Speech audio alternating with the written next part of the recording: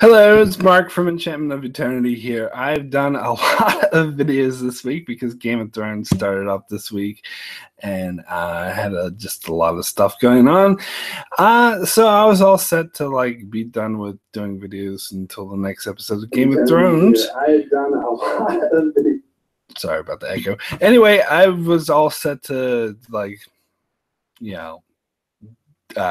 give the videos a rest till next week when Game of Thrones started up again. But then, of course, Star Trek Discovery trailer was released, and I should have realized because Comic-Con's on, and we're getting bombarded by all these trailers of everything being released because everyone wants to release their trailer at Comic-Con. And I don't know, it does make me, I sort of have mixed feelings about this whole trailer culture that we seem to have now, because it's almost like people put more emphasis on the trailers than the actual movies or the actual shows. Like, especially with movies, I see so many videos like, oh, here's a War of the Planet of the Apes teaser trailer. Oh, what is this teaser trailer? So awesome. But when the War of the Planet of the Apes actually comes out, it seems like it gets even less attention than the fucking trailer. I don't know. Maybe I'm just reading it wrong, but that seems to be me. I think, and so it seems like we're always looking like a year ahead. What's coming out a year from now? What's coming out 2 years from now? And that seems to be all of what Comic-Con's all about. So I'm not really, I don't know. I'm not really liking the direction this culture is taking us. But anyway, yes, Ian Trone in the chat says it's raining trailers today. It absolutely is. And so I'm not going to cover all, but of course, my channel is about Star Trek. I'm all about Star Trek, so I have to talk about Star Trek Discovery. But I'm too busy to do like a scripted video where I'm got the pictures and I do an in-depth analysis. And sorry, too much going on this week, so I'm just going to give my flat-out reactions. I was going to do a live reaction where I watched the trailer, but then I realized CBS is really touchy about their copyrighted content, so I'd probably get claimed if I tried to, even if I just played the audio. So I watched the trailer just before coming on, so just to give you some of my fresh thoughts on the trailer Star Trek Discovery. And I have to say, I was much sort of, it's making me feel a lot better about Discovery than it was before. Like, I liked the first trailer, but I wasn't hugely into it. Like, as a trailer, I didn't think it was that good. Like, just regardless of the show or what it's about, the content, just a trailer format, I didn't really care for it. The second trailer, this one that just dropped, I actually think as a trailer, it was way better. It was really effective. It was a really good trailer for a trailer. Now, the content is another sort of subject, but I'll get into that shortly.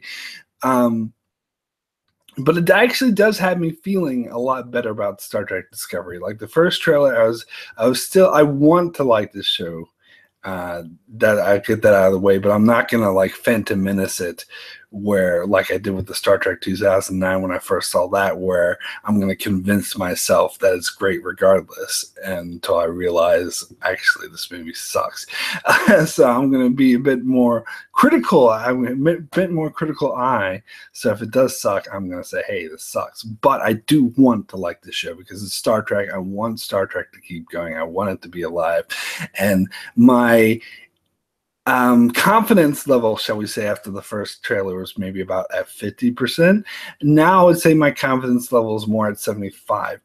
So it's not completely there, but it does make me feel better about Star Trek Discovery overall. So first, I'll just say, first of all, that we get a bit more story about Discoveries because the other trailer didn't really tell you much about what the show was going to be about, where this trailer told you more about what it's going to be about. It's pretty much like you hear about the different ships like the Shinzu, and we have the other captain played by Michelle Yeoh, who a lot of people were wondering who's this person and what is this ship, the Shinzu. But I think this trailer makes it pretty obvious, and I pretty much deduced this already, that this ship is only going to be in the pilot episode, and that's the ship that Sasha from The Walking Dead. I can't remember her character name in Discovery, but that's the ship she's going to be on.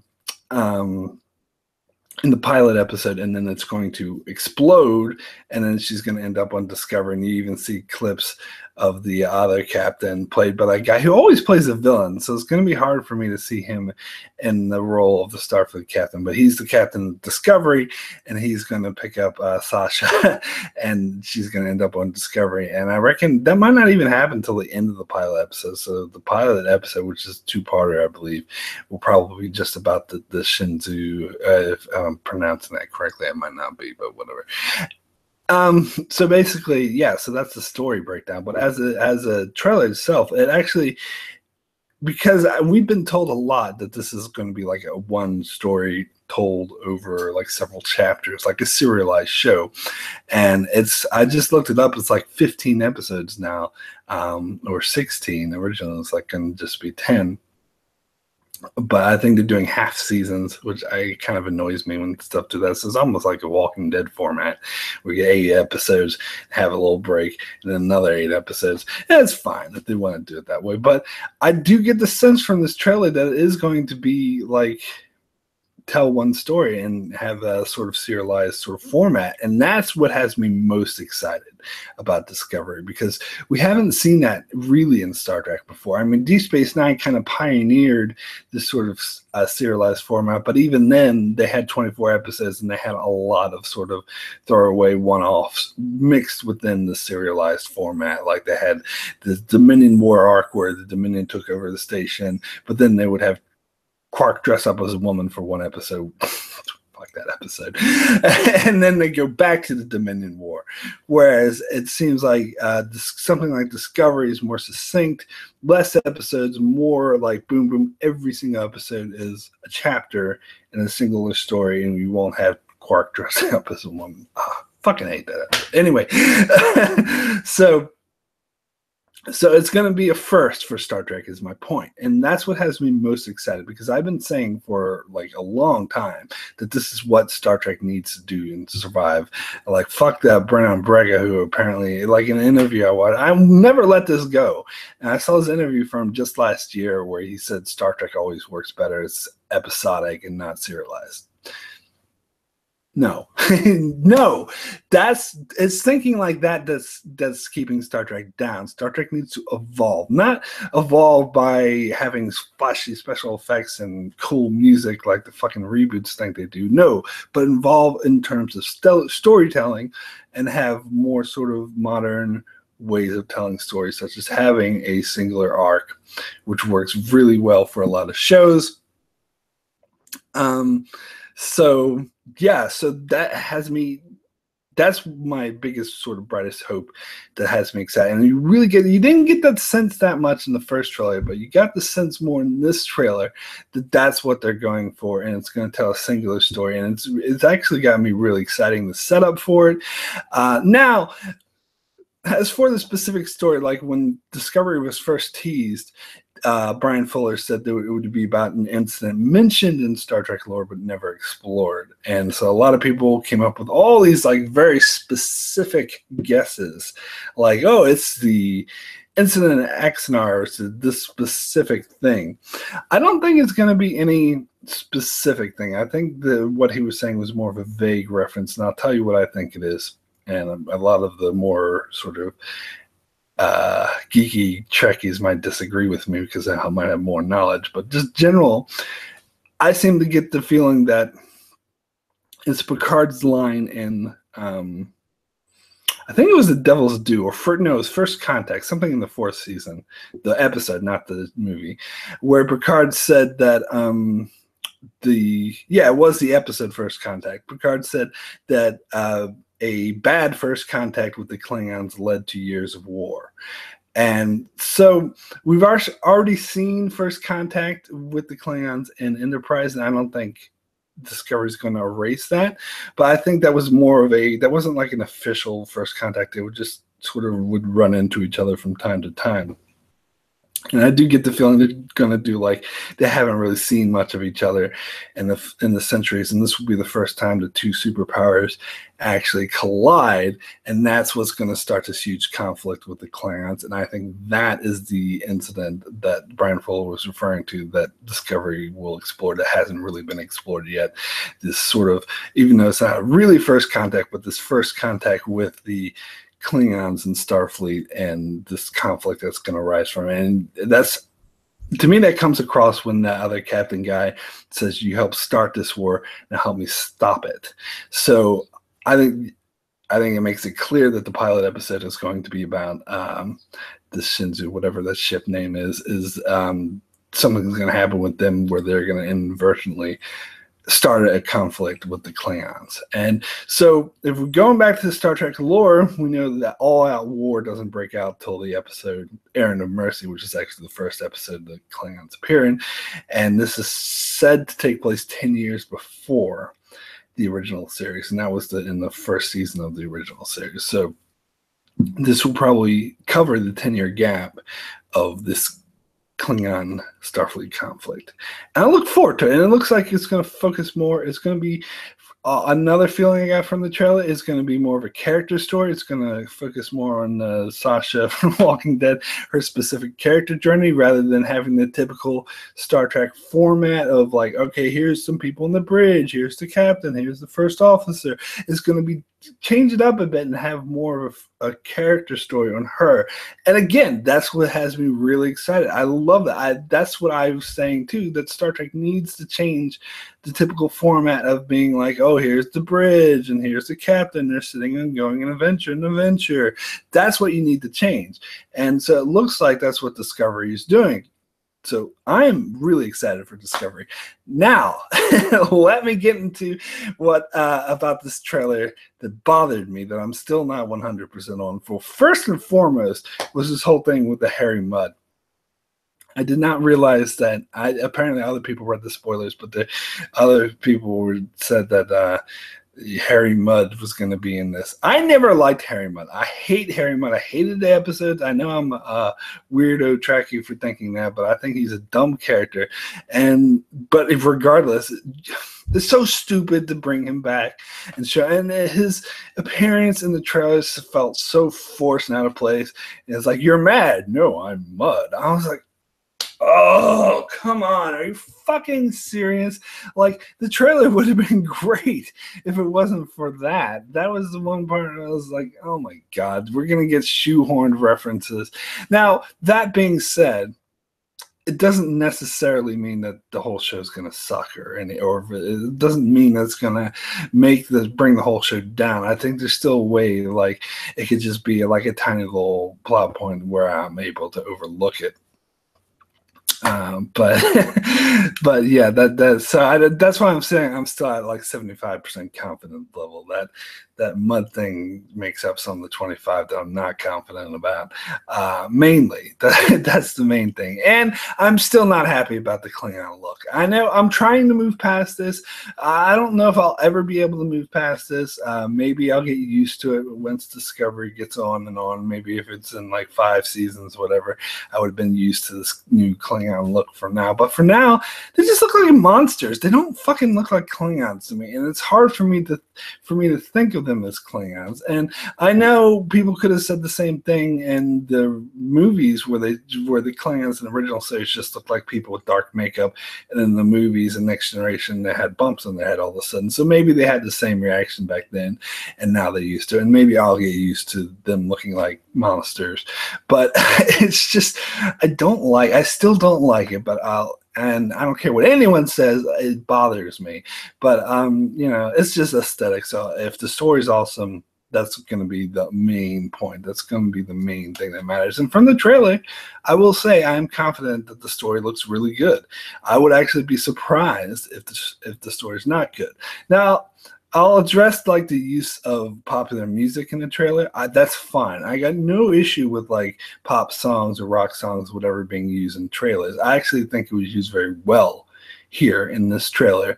Like I said, better than the other one. So that part of it doesn't bother me, just as long as it's not the theme song. Okay.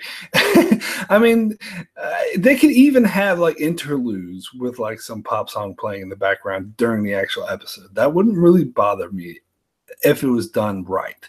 But you don't have "It's been a long time." If I see a fucking pop song open up with that theme song, I'm gonna go ballistic. But that being said, like I said, if you use pop music in the actual episode as like background music, as long as it's done well, I'm not gonna have an issue with it. Just don't have it as a theme song, please. Have a decent, like, classical music theme song, or just do like a short little Star Trek Discovery Dawn.